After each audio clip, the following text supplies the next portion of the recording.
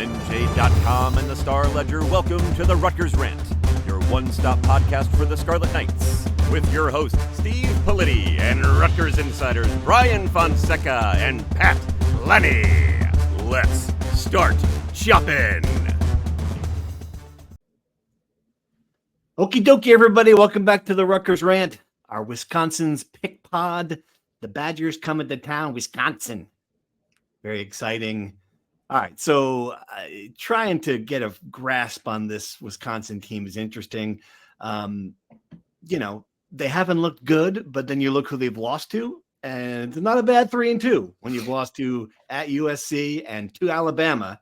But people are losing their you-know-what up there in Cheeseland. Column in the Daily Cardinal, the campus paper, Badgers football is stuck in mediocrity. Where do they go from here? I love it. I love when the student journalists get salty. You Targum kids got to get on that when stuff happens. What do you guys think? I mean, obviously they've recruited at a decently high level. They've got a good coach.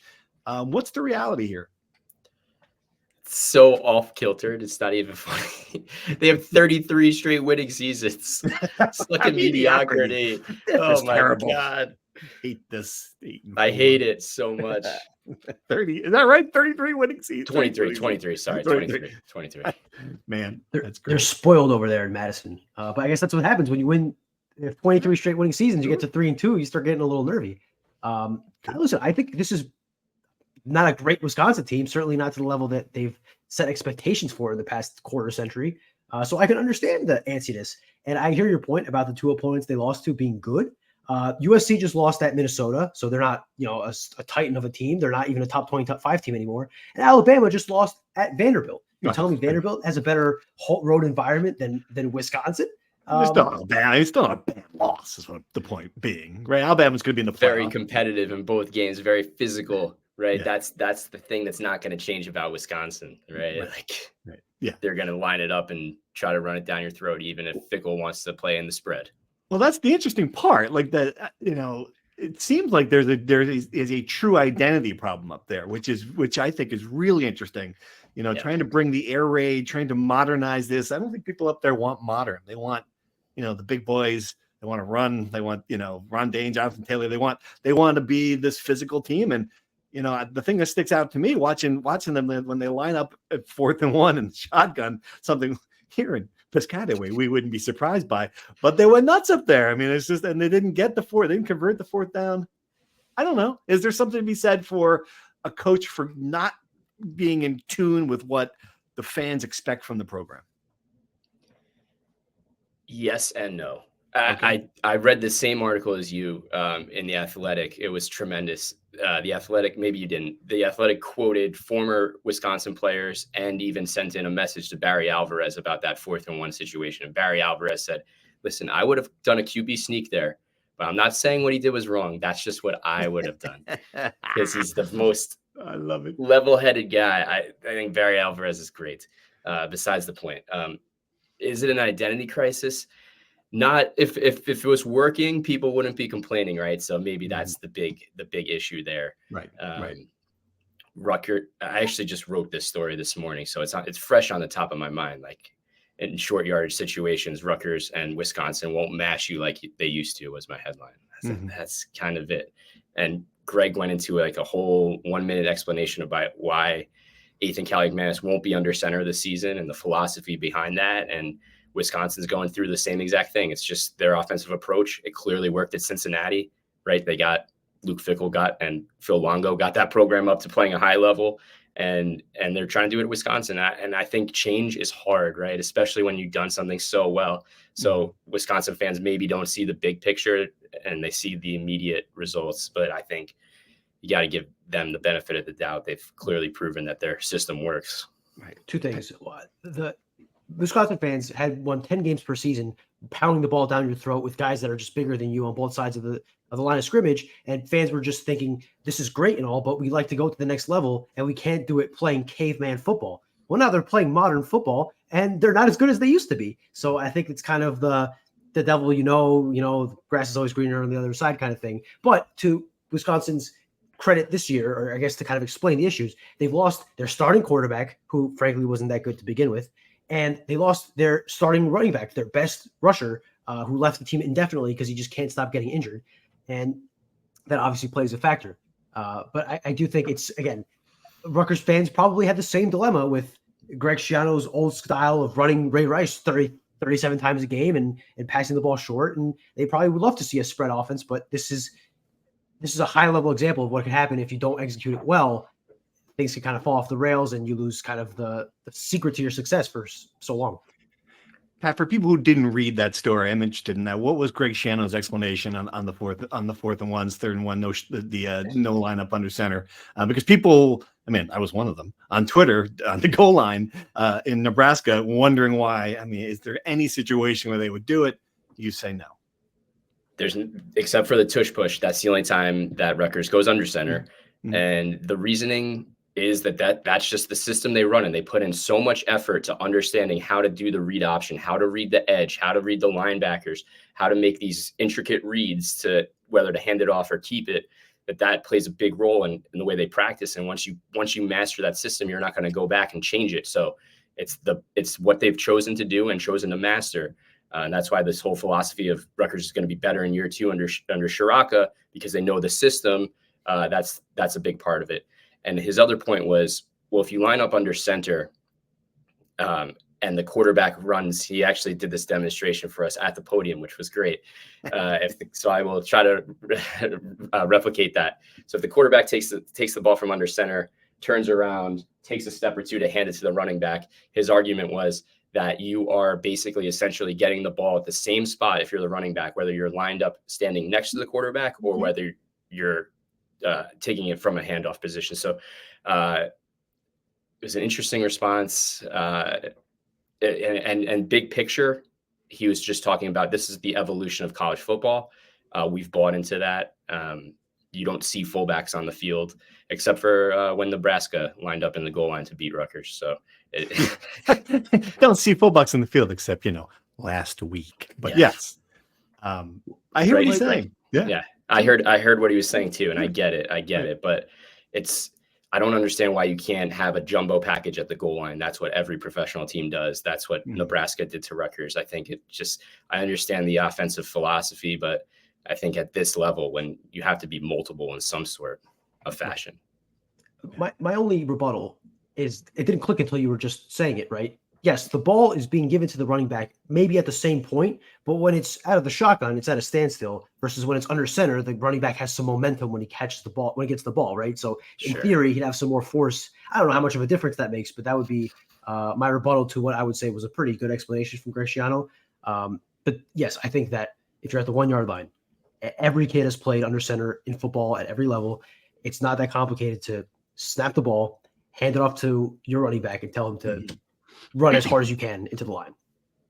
Yeah. But we're rehashing the same things over and over again. It's been a week. We're on to Wisconsin. No, but it's interesting to hear his answer. It's interesting to hear it from the Wisconsin perspective because they're literally arguing about the same exact thing at the same exact moment. Yeah, it's crazy. It's very funny.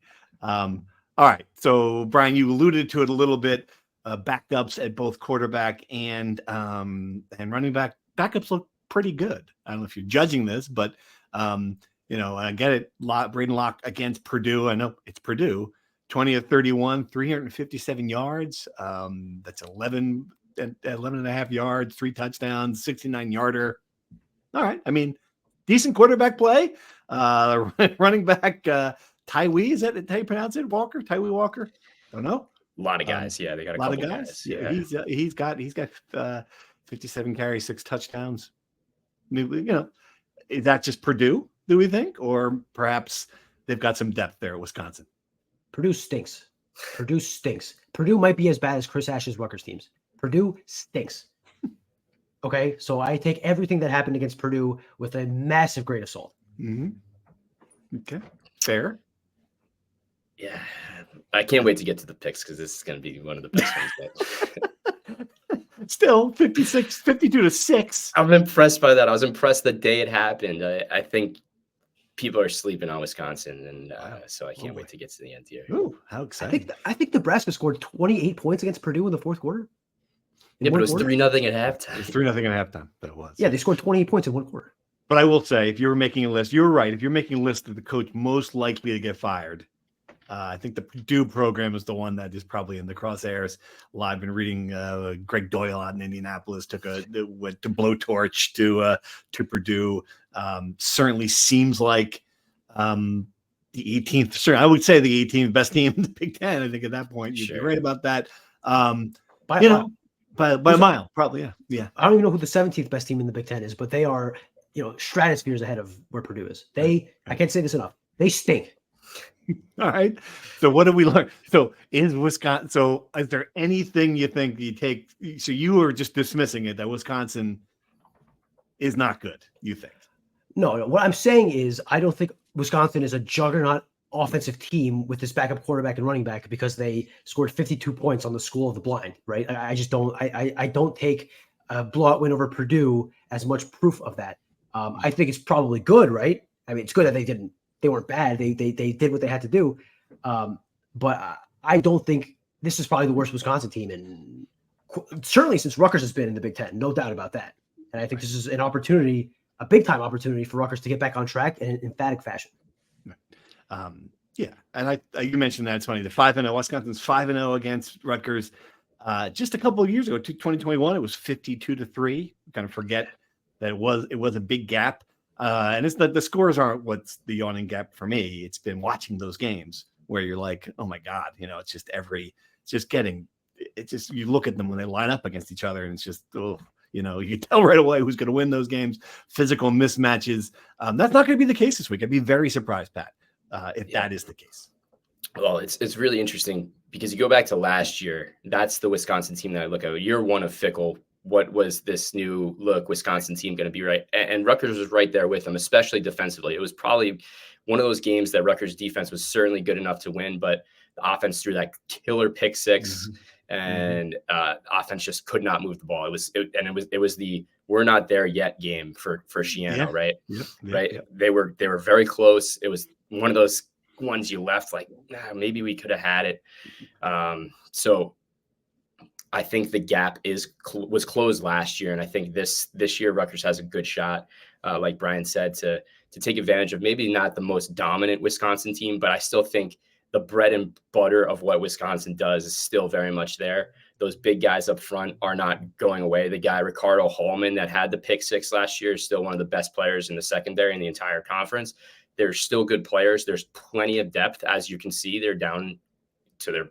Tyler Van Dyke was a transfer quarterback, so Braden Locke was right in the mix to start there anyway. It's not like a team that's just fallen off the face of the earth, right? Like this is what I was talking about on Monday, elevating the program to a level that competes with every team in the Big Ten, right? This may not be Wisconsin's best. This is like Jonathan Taylor's not running out of the tunnel. Ron Dane's not running out of the tunnel, but there's still a program that's going to go to a bowl game this year. And this is supposed to be Rutgers' best team, right? So that's the step. That's such a great point. Yep. Such a great point. All right. I would say they were like this last year, these teams. Wisconsin was here, Rutgers was here. I would say this happened. Rutgers got better, Wisconsin got worse. And I think at worst they're equal and Rutgers might have passed them. Right. That's great. That's a great point. All right. Offensively, and when Rutgers has the ball, I do think it's to be the game where Rutgers gets back to its identity.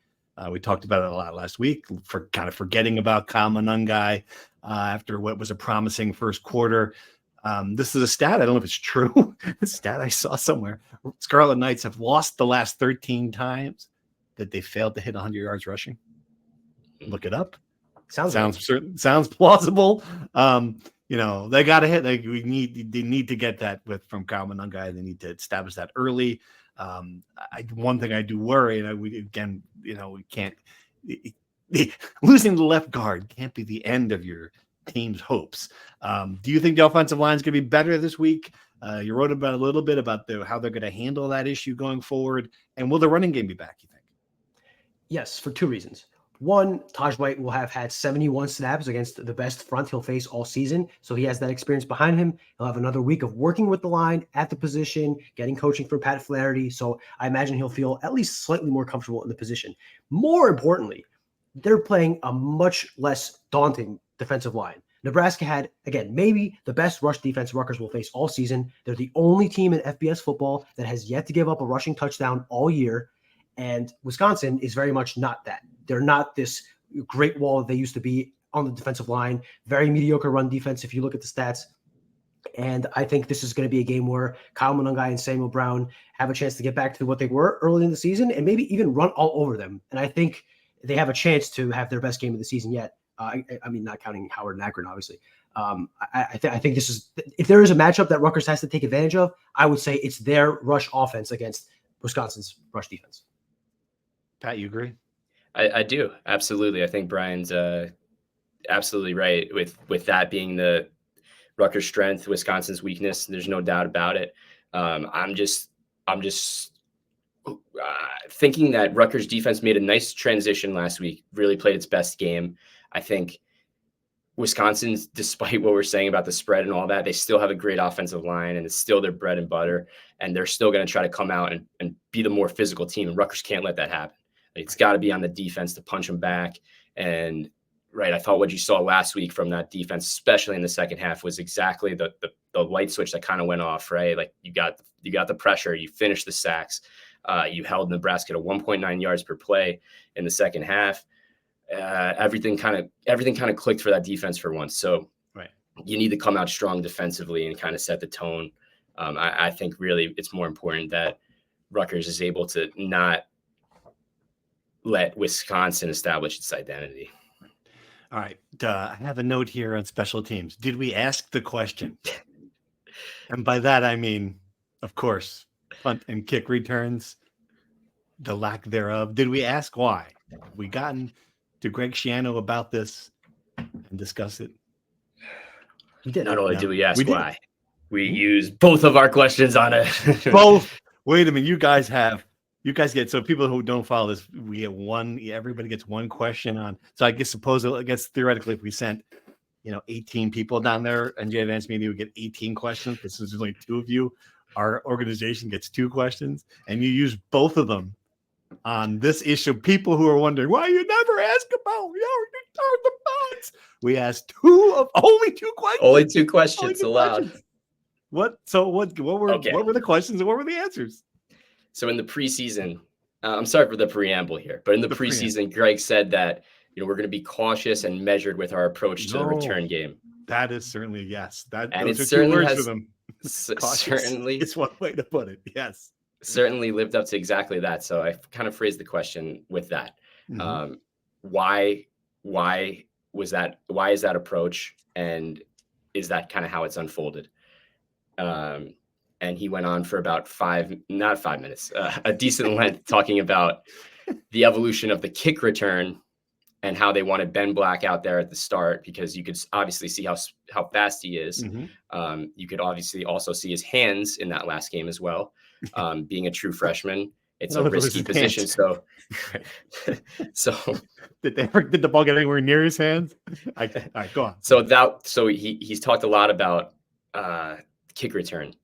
And then I was like, oh my God, he's not going to talk about punt return at all. Did not talk about punt return. So then Brian, who's standing to my right, thankfully pressed him on punt return. So Brian can fill you in on the punt return. Yeah, it's essentially the same answer of managing risk versus reward. He said there's many different ways to skin a cat. And the way Rutgers skins this particular cat is to go for blocks. That's where they are aggressive. And when it comes to returning kicks, they do not want to risk it. They fair catch, and that's just kind of their philosophy. It's just what they do. Okay, it's their calculation of risk versus reward, and they find that the risk is not a risk of returning it, maybe fumbling it, is not worth the reward of gaining 10 yards a pop at best. So. He did also mention when you have a guy like Aaron Cruikshank or Janarian Grant, those are guys that of course are electrifying players that it is worth the risk. He just feels that the personnel, not necessarily picking on Christian Dremel here, he has great hands and is very steady, can do the job, but he's not going to be a guy that's changing games with his return aspect. He's going to change games by fielding the catch, which is something that did not happen against Nebraska. And now it's become an issue because of a couple of different things that happened in that game. It's at the forefront of people's minds. Right. Okay. Well, it sounds like one of these things when you hit a certain age in life, you're like, okay, that's it.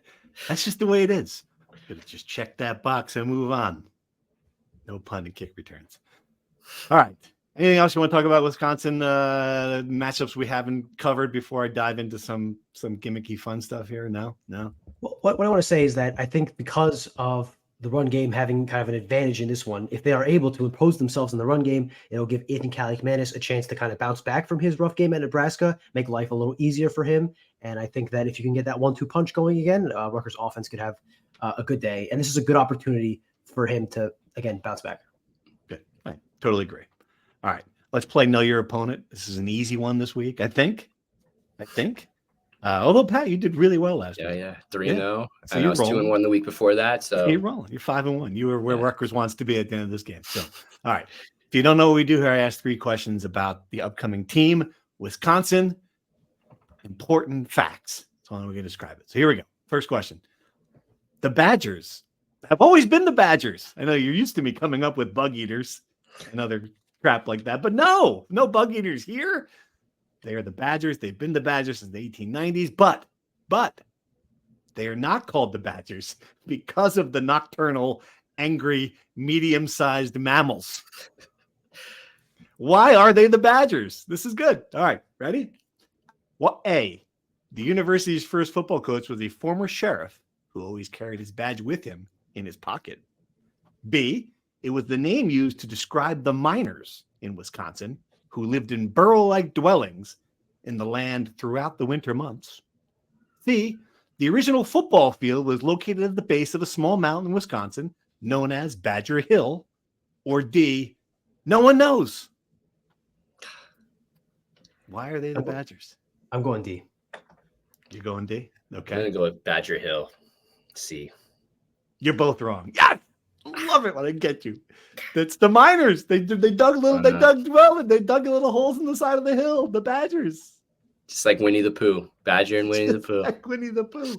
Yes. Badgers. Yeah. That's good. I thought it would be easier. This one is easy, I think. I don't know this. Covers 2 things he loves. Everyone knows that Ron Dane was Wisconsin's leading rusher is from New Jersey, but he once held the state record in another sport. Too easy. What is it? A, deadlifting. B, discus throwing. C, most 300 games bowled. Or D, pole vaulting. I'll answer first because Pat knows the answer. So I'll go with B. You got it. Yes. Discus throwing. Yeah. I was going to put shot putting in there, but I'm like, yeah, he did shot put too. Yeah, he was a great track star. Isn't that great? Huge. Overbrook High School, the legend of Ron Dane. Do you want to hear the Ron Dane story? Of course. Yes. I was not around at the time, but I have heard from people covering the Meet of Champions. And at the time when Ron Dane was the best discus thrower in state history, actually launched the discus over a picket fence. Not a picket fence, like a chain link fence. Threw it so far, it went over the fence. Wow. Yeah, which is, again, I don't know if that's an urban myth now that Ron Dane is who he is or not, but there have been track and field stories of Ron Dane launching a discus over a fence. That is fantastic. Good story. I love it. Yeah. Yes. I think Sam Mattis has since eclipsed that number. Is that correct? Yes. Yeah, but barely. Who was he? If you don't know who he is, a New Jersey Olympian last 2 Olympics. So there you go. Some track and field stuff. I know you folks love when we get deep in the track and field on this podcast. All right, final question. Chance to go 2-1 this week for both of you. Dane is first all-time in rushing with 6,397 yards. Jonathan Taylor, another New Jersey guy, as you know, is second with 6,174 yards. But another New Jersey running back is fifth all-time in Wisconsin history with 4,676 yards. Who is it? You want me just to go before you read the names? No, I don't want you to go. All right. No. Go ahead. A, Corey Clement. B, PJ Hill. C, James White. Or D, Anthony Davis. I cannot believe you didn't put Jalen Berger on this list, just as a joke. That would have been a fun one. I would say A, Corey Clement. Pat? He's right. It's Corey No, Clement. He's not right. What? He's wrong. What? It's not Anthony Davis. Oh my God. There's a fourth running. That's why I love Oh this my one. God. There's a This is supposed to be an fourth easy running one. His career, Anthony Davis, Plainfield High's Anthony Davis. Wow. Fifth all-time, his career high single game performance came against Minnesota in 2002 when he ran for what is Corey 301 Clement yards. fourth? Is Corey He's Clement like fourth? 10th or something. Yeah. Oh, he's 10th. wow. Confidence. I love it. Wow. I was just going to shout out Corey Clement. That's good. You were going to do it. I thought that might be where you're going, but no. Wow. 4 of the top 4. I saw that and I was like, that's remarkable. When I was looking at the That's stats, really good. It's really good. Stumped you. There you go. You guys did not know your opponent this week. 2 demerits. We'll try That's again bad. next week That's with bad. UCLA. I UCLA's tried gonna to be- champion myself on my New Jersey football knowledge, You and thought it. You thought you had wow, it. Mm-hmm. Little trickery. Gotcha. yeah, you got me good. All right. Poor job. Badgers are the most, by the way, just so you know, badgers are the most poorly researched medium-sized mammals in the country. I saw that little tidbit. I have that in my notes. I don't know why, but just in case. They're mean, too. Apparently, badgers are mean. Well, that's why they're less researched. But how do we even measure that? What is the methodology of this? Feels like it's just Wisconsin throwing out old poor me. No one researches me. Oh my goodness, wah. How would we even get to this? Whatever. Anyway, And Bucky, by the way, how do you feel about Bucky? I love. If I'm going with medium-sized angry mascots, and by the way, as mammals as mascots, I'm all for Goldie the Gopher over Bucky. Every day, 7 days a week, twice on Sunday, I'm taking Goldie is just a fun-loving guy. Badger, look at him. What is that? It's weird looking, right? I love Bucky. I love Bucky. Yeah. I love jump around. I love everything about the ethos around Wisconsin. On our trip to Wisconsin, he's not lying. He took a picture with every Bucky the Badger statue he could find, and to Wisconsin's credit, there are many Bucky the Badger statues on that campus. That's great. Good to know. There's only one Scarlet Knight, right? Lots of Bucky the Badgers. All right. Good job. All right. You want to make your picks? Let's make our picks. Let's do it. Let's do it. Pulled into first place in the spread, which is linked in the Tie. counts. Tie. I said I pulled into first place. That's still technically correct. I just want everyone to know. Yeah. The king is still in first place. Just Oh, boy. I think we're both going in the same direction this week, but we'll see. Based on what you've said, I think we're going in the same direction. I don't know about Pat, though. It's going to be interesting.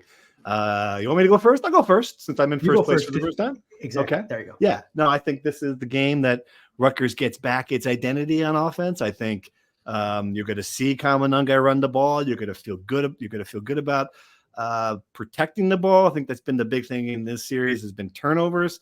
I just have a feeling that Rutgers is better in that than a team that with Braden Locke. He's kind of put the ball at risk this year.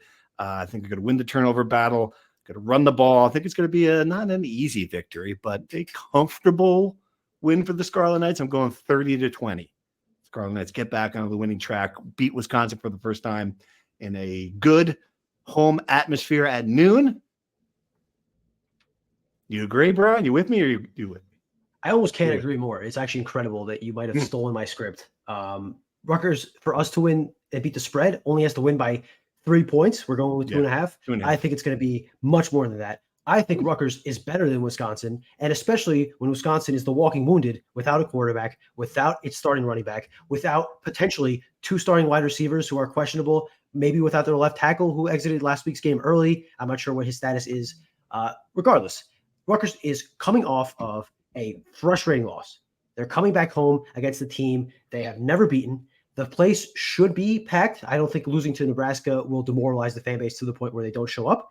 And I think Rutgers wants to prove itself coming off that win, bounce back right. So I think they're going to dominate from start to finish.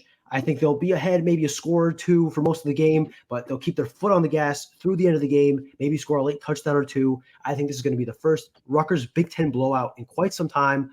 I'm going Rutgers 34, Wisconsin 13. Wow. Okay. Pat. All right, I'm going to double down and say that there won't even be 34 points scored in this game. No. Okay. I was wildly wrong about my prediction last week, for the record. What was your I think pick? Rutgers 27-24. So I thought it was going to be a high scoring game. Couldn't have been more wrong. No. This one, however, I do feel is more of a physical Big Ten slugfest, to quote Greg Schiano. And I do see two teams that are very similar in identity. They are physical up front. They can run the ball well. Wisconsin, even though Chase Masalusi is gone, I still think they have very solid running backs. Locke has been pretty good, not great, but definitely has done the job. And I think Wisconsin's defense gets a bad rap because of who they played. So I think people are underselling Wisconsin a little bit. I think the spread is pretty accurate. I would, if I was making this line, I would think Rutgers, being at home favored by 2.5 is about right. I think that just shows that this is a pick'em game. I think just like Nebraska last week, was Nebraska a better team than Rutgers? Not really. Was Rutgers better than Washington? Debatable. I think this is going to be another one of those games where it's going to come down to execution, little things, little details, and it's going to be a classic Big Ten game.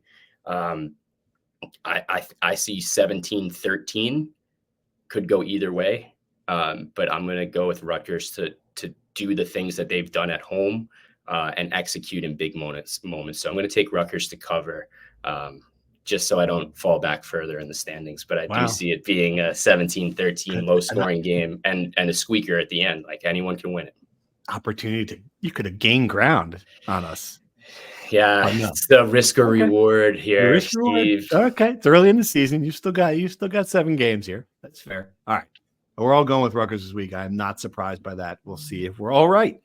All right, so we don't have any. You got to say something, Brian? What? I just want to talk about the importance of this game, just as far as the big picture. I know we touched on it on Monday. Yeah. If you win this game, you almost certainly will beat UCLA, which we've talked about their travel before. I mean, they are globetrotting before this game. They're the 17th best team in the Big Ten, UCLA.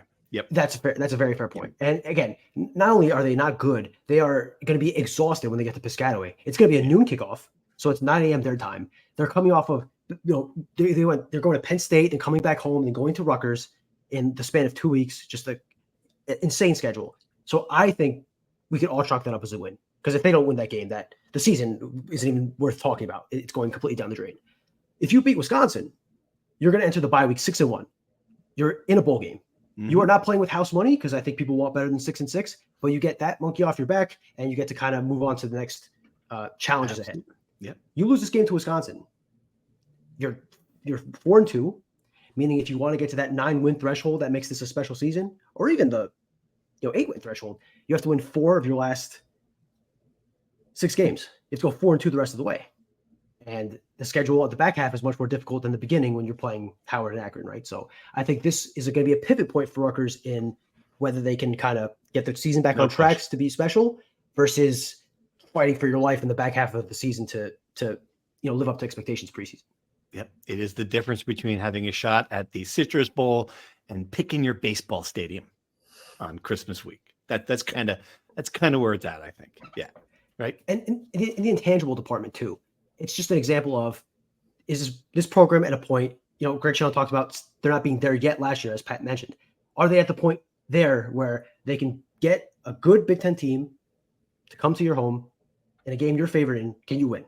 Right? Like, is Rutgers at a point where they win these games? And I think they are. I do, but I think they have to prove it. And one really quick thing. Ethan Kaliakmanis grew up an hour from Madison. It's the closest Big Ten school to his hometown. I asked him, in hindsight, a pretty foolish question. I asked him, have you ever been to a Wisconsin game growing up? Did you root for the Badgers? And he gave me a one-word answer. No. And I should have realized this because he went to Minnesota, which is Wisconsin's biggest rival. Of course, he wouldn't root for the Badgers. But in case anyone was curious, okay. I don't think he likes the Badgers. Good. He doesn't hate the Badgers as much as he hates, I'm sure, the game later in the schedule when they play Minnesota. This will be fascinating. But yeah, good to know.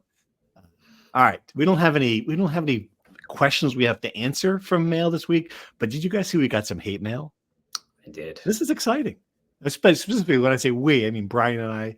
You were kind of You were kind of left off the hate mail, which was very funny. And it's all about our discussion of all things that didn't, you never know what people are going to get angry about. Our discussion about Vanderbilt, where Brian and I were kind of fired up that Rutgers played.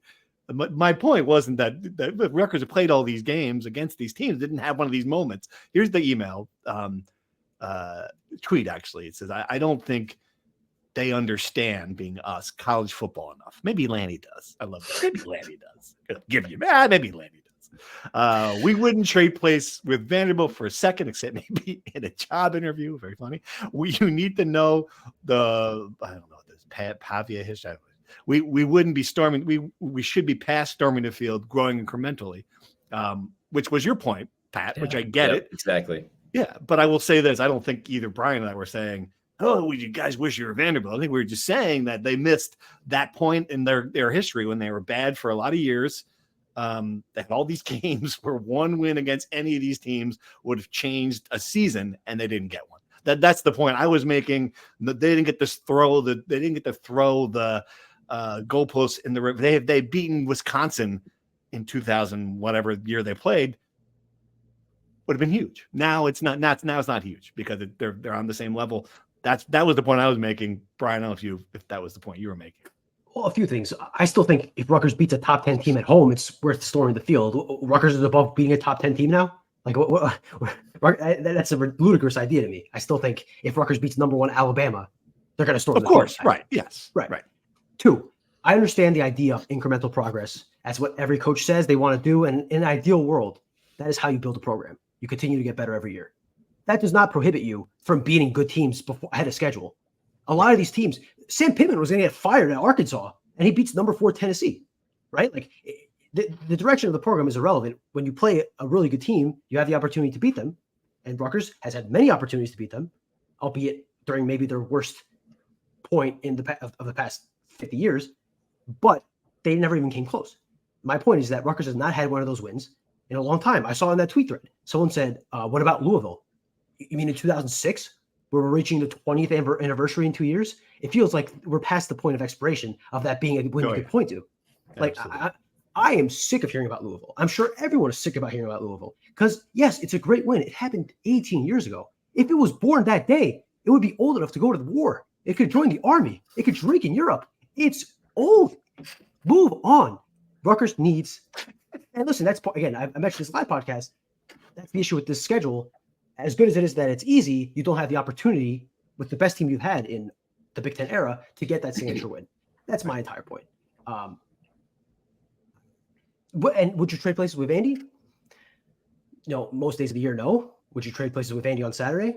Probably, because a win over the number 1 team in the country is infinitely more worthwhile, more valuable to a program than going 7-5. It's not even close. Yeah, I can see that. You might be right. Yeah, you get a good point. Totally. Yep. Well, tell me, what's more valuable in recruiting? You're going to sell a win over a depleted Miami team in the Pinstripe Bowl, or a win over number 1 Alabama, where absolutely you have photos of the field, you have photos of kids walking down Broadway with the goalpost, ruining bachelorette parties. Like, one of them is very clearly more valuable than the other, and that's just kind of my point. Like, right. Yep. The other angry hate mail from Brian on Twitter. We followed their account, followed Brian after this because it was a good email. It made me laugh. These people genuinely do not know anything about football and are constantly trying to make stories that don't exist because they're not good at their jobs. They're glorified paparazzi. NJ.com is a bunch of hacks. And then, you did suck. But would have won it if it was reffed fairly. I love it. And all those are like, making this up. They're a bunch of glorified hacks. They don't get football. Okay, all right. We did suck. Like, it's just cracked me up. That's hilarious. Yeah, I just love it. It's good stuff. All right, so we touched the nerve last week. What can I tell you? We're there. It means we made it. When you have haters, when you know you made it. You hate it. So. Absolutely. Haterade. All right, what else we got? Anything going on in the world, the greater world here of college, Rutgers, Piscataway, soccer, field hockey? No. By the time this podcast goes up, the Big Ten will release tip times for all the games. Just a couple of quick notes. 1 Big Ten plus game. 1. The last 10 years has been 7 Big Ten plus games. Yeah. 1. Does that mean I can cancel my Paramount Plus account? What is it? Did I have to Do I have? Well, I mean, it's Big Ten Plus is different, but do not cancel your Peacock account because there will be, I believe, 6 Peacock games. Right. Oh, wow. And Okay. stack your Keurig because there will be 4, 5, or 6. I can't remember the number off the top of my head. Games tipped off after 8:30 or later. Oh my God. 2 in Vegas. I don't do well with that. There's a lot. Yeah. You want primetime players? You're gonna play in primetime slots, baby. Man, Be up at midnight writing columns about Rutgers basketball. And then just a couple more things. Princeton game is at noon. Seton Hall game is at 3. Okay, good. Right. So, Have you seen Project Rudy? I have. What do you guys think about this? This is kind of fascinating. I've got mixed emotions. What do you think? Yeah. If you don't know what to explain what it is, people don't know what it is. It's just basically everything that people have theorized for the last couple of years that the Big Ten and SEC are just going to become 2 giant superpowers and absorb everyone else, and play under this umbrella of new college football, which is infused by the private sector as well, to bring in more money, even more money to fund this whole thing. Even more money to fund this whole thing. So I'm as we were talking about today, I'm kind of just like over but this is great reporting by Ross Dellinger and at Yahoo to say that they're at the point where they're presenting this to athletic directors. They're sitting down in meetings. Like this is tangible, right? But my thing is like I'm so sick of hearing about what's next. I just trying to live in the moment and just do my job on Wisconsin this week. And I'm sorry for saying that. You're just gonna chop. You're just gonna chop Wisconsin. You're not worried about Project Rudy. Good job. That's it. You brought it up. I know.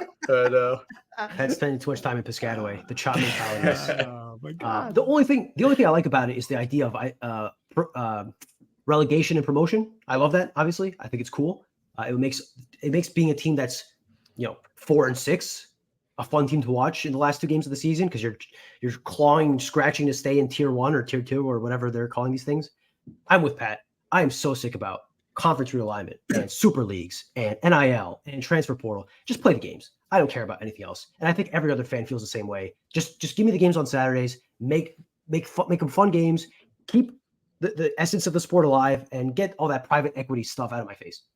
I disagree. I think people are fascinated by this stuff and have been for years. They love the realignment stuff. So I'm going to disagree that people there's no appetite for it. My question is why would the Big Ten and the SEC, which already has the bigger share of this, invite the have-nots to this party? And how are they going to do it financially? That's my question. Like, I just don't, what's in it for Rutgers? Like, I looked at the breakdown where Rutgers would be like in some of this hypothetical world, they would be in a division with, it looked like the big East all over again. Pittsburgh, West Virginia, Syracuse. They don't want that. Greg Schiano doesn't want. I know. I've never talked to him about it, but I'm sure if you hooked him up to the lie detector test and said, "Oh, here's your new division," he'd be like, "Get this out of my face." And I'm not saying that's not going to go through because obviously Rutgers isn't going to be the one who has the last vote here. But I don't know. To me, I do wonder about what's in it for the Big Ten and SEC. More money. So you think that will it be an equal share in 20 years that they're going to give? Eventually, Vanderbilt's going to get the same amount of money as Rutgers. They're going to, the relegation is going to be what makes it decide. I mean, I've got some good questions about that. Salary cap, yeah. Salary cap. All fair points. The answer to all of your questions is always more money. That is the answer to every question when you ask why are they doing it. More money. More money. And not to the players, not to the school, not to the programs, to the pockets of the 6 or 7 bigwigs that lead all this stuff, that are bringing the sport down the drain so they can have an extra couple $1 million to buy a 7th house in the Hamptons and ruin beautiful afternoons like the ones that happened last Saturday in Nashville for all the common folk who love college football. But that's true for every industry in this country and in this world. I digress. Man, little anti-capitalism rant to end the rant. I love it. All right. Should we shut up there, Pat? You got anything else? No. All right. Wrap it up. We'll be back. I do want to say to all of our listeners, I know there are a few in the Florida area. Good luck with Milton. We wish you the best. Hope that storm is not as bad as it looks up here on television. We'll be thinking of you. We'll be in Piscataway to watch a little Wisconsin Rutgers, and then we'll be back on Monday to talk about it. So see you then. Thank you for listening to the Rutgers Rant. To participate in the conversation and receive live updates about the Scarlet Knights directly to your phone, sign up at nj.com/insider.